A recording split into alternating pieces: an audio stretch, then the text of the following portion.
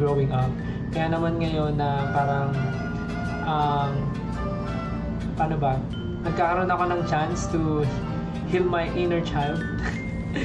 Excuses, hindi, joke lang. So, ngayon na meron akong time to heal my inner child, talagang nakakatuwa lang na I get to buy this kind of things for myself. And nakakatuwa lang kasi parang wala siya sa edad eh. Wala siya sa edad.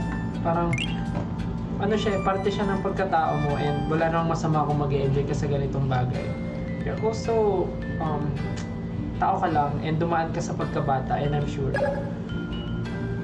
we're young at heart.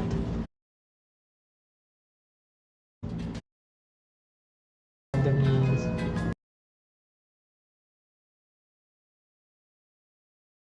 and hindi mo naman aabusuhin, diba? So yan. Pakita ko ulit. Ito siya.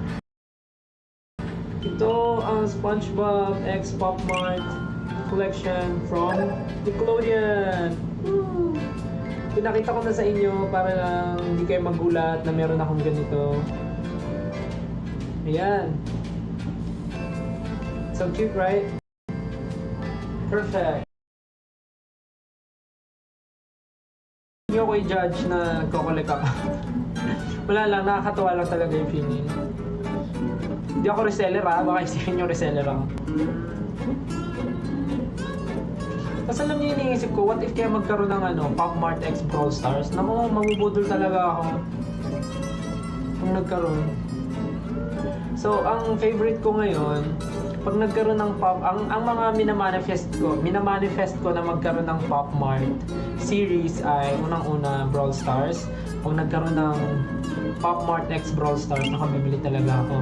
Next, pag nagkaroon ng Pop Mart X Emily in Paris, naku, bibili rin ako Pop Mart X Emily in Paris.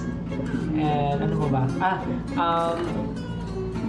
Pop Mart X House of Dragons. Naku, pag nagkaroon talaga ng Pop Mart na collaboration with House of Dragons, naku, bibili talaga ako. Diyos ko. Ano pa ba? Pag nagkaroon ng Pop Mart X SB19, joke lang. Wala lang, joke lang.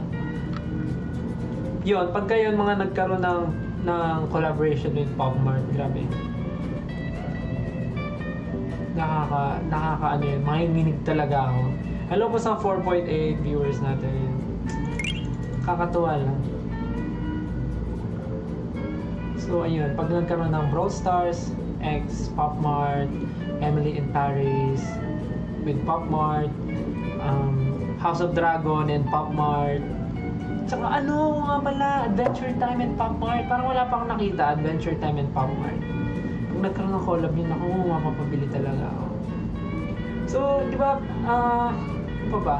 Napakita ko naman na sa inyo yung Nook ko, yung Nook na Wasteland Park.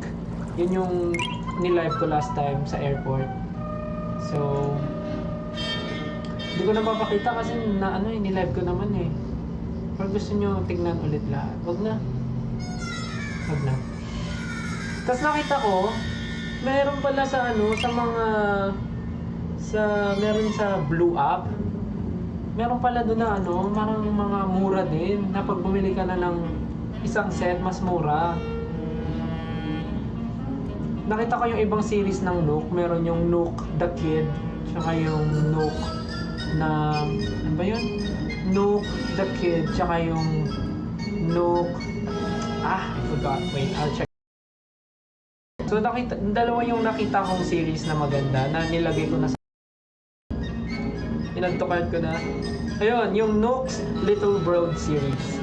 Maganda yung dalawang series na yun. Tapos ang mura lang pag binili mo ng set. So, hindi ko pa siya in-order kasi nilalagay ko sa cart lang. Bibilihin ko siya pag nagkaroon ako pagka may pumasok sa budget. Yun na lang. Pagka may pumasok na pang budget for another set ng blind box, tsaka ko siya tawag dito, i-check out. Ayoko muna ng bigla-bigla. So, yun lang. And ano pa ba?